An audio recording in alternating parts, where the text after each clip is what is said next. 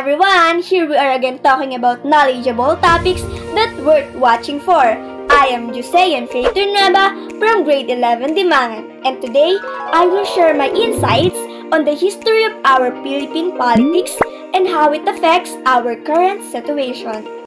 In our recent politics, the politics of Philippines takes place in an organized framework of a presidential, representative, and democratic republic, whereby the president is both the head of state and the head of government within a pluriform, multi-party system.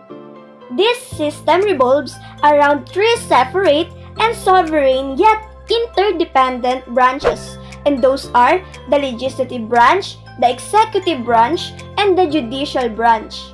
When we look back to our Philippine history, historians believe the Philippines date back to the Paleolithic age. Based on the archaeological artifacts recovered, Filipino society and culture were fairly developed prior to contact with other countries. So it means that even before, there's a huge impact and influence that other countries leaves to us.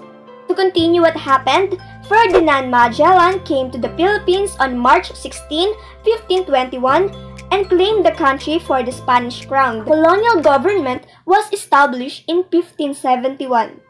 On June 12, 1898, leaders of the revolution declared the country's sovereign state and proclaimed the First Republic of the Philippines, the first constitutional democracy in Asia. We realized when we look back to our history that there are many changes that happened. Every stage builds our government today. Here's the other remarkable events that happened in the history of our Philippine politics. The Republic of the Philippines was proclaimed on July 4, 1946 with Manuel Rojas as president.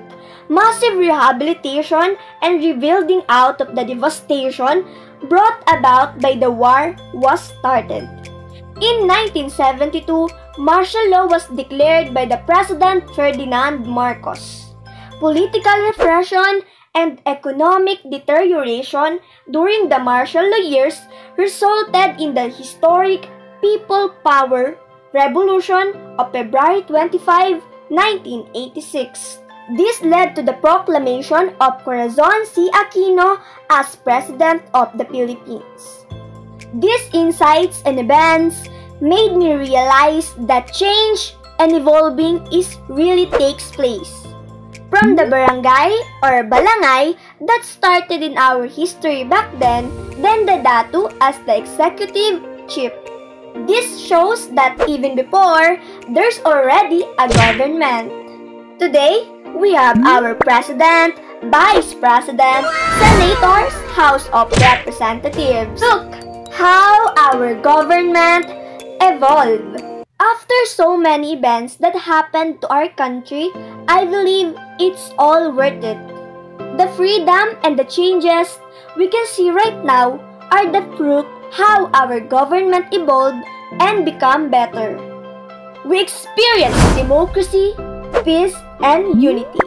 And all what happens in the past history are the ones that made our strong politics foundation possible today. And I will leave you all with a quote by Abraham Lincoln.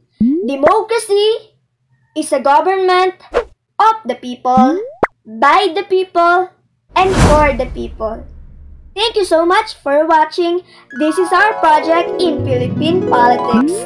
Insights on the history of our Philippine politics and how it affects our current situation. Special thanks to Mrs. Ruby Rose Bantito. Have a nice day, everyone!